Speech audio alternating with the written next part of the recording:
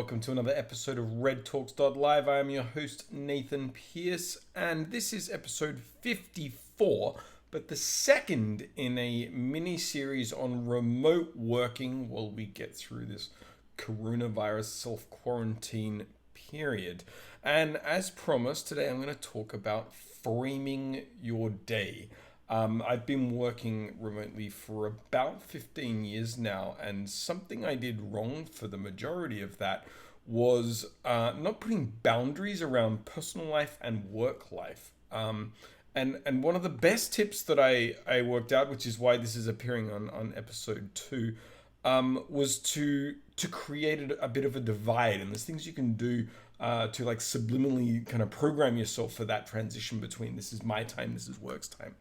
So lately what I've been doing, and some people think this might be a bit crazy, but I've been getting up at like just before sunrise, and I will plug in some headphones and pour myself a coffee, and then, well, it's pretty cold here at the moment, so put on a couple of layers and go for a walk for 30 minutes. And that's when I listen to my news podcast. I love listening to NPR in the morning and the New York Times daily podcast, so I get all the news, what's going on. And that serves as what was once a commute. So we're creatures of habit.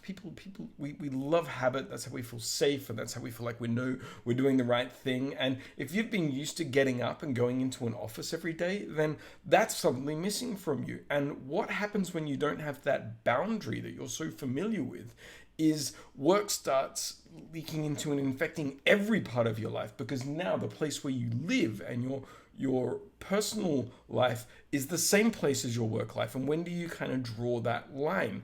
And you might set off with good intentions and think to myself, well, you know what, I'm going to be really good about this. Like at this time the alarm goes off, I'm going to go walk over the desk. But subconsciously, you still know it's right there. You're still at work. It's like being at the office now that you're working from home. So this walk in the morning, and again, I do it in the evening, and to me, that fulfilled this need to have a commute, because when I was commuting, especially, I mean, the last time I commuted anyway was when I was living in England. You would get on the train. Everybody knows about getting on the train, and then you get on a tube, and you eventually end up at work, and you're all crammed, and never make eye contact, and don't talk to anyone. That is the law of commuting in London. People who live there will know exactly what I'm talking about. But that commute was the time where I was thinking about, this is what I'm going to do when I get to work. These are the priorities that I have today. I'm going to have had a good day if I do X, Y, and Z. Now that I'm working from home, though, I have breakfast like there, 6 feet out of shot. I like shower and then brush my teeth, and then I'm working here.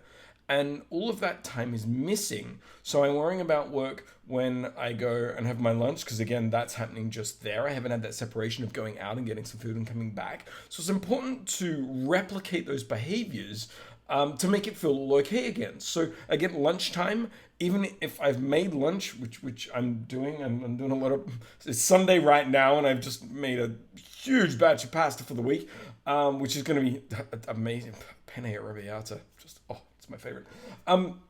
Make sure though that like before I have that meal, I get up and I go for a 5-minute walk just around the block. That's me leaving the office, sitting down, having my meal. After that, and it's great for your digestion, get up, go for another 5-minute walk, go around the block again.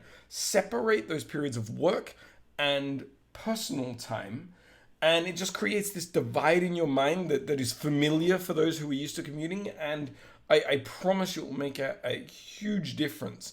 I'm going to do another episode later about more task-oriented, so when you're at a desk, just productivity. That's probably more useful to both working at home and working in the office. I'll get a little bit more detailed. But if you're having trouble kind of separating the two, or when you sit down at work because you know you're in your living room and, you know, like Netflix is right there and, you know, like, well, the fridge and all the snacks are just there, it can be hard to stay focused. But if you reproduce some of those patterns, though, I assure you it will make a huge difference, because now when I go for that walk, it's like I had my commute. I come in, I take my jacket off just like I would have in an office, and I sit down and I'm dialed in. And I found that was a massive advantage for me to switch back and forth between the two environments.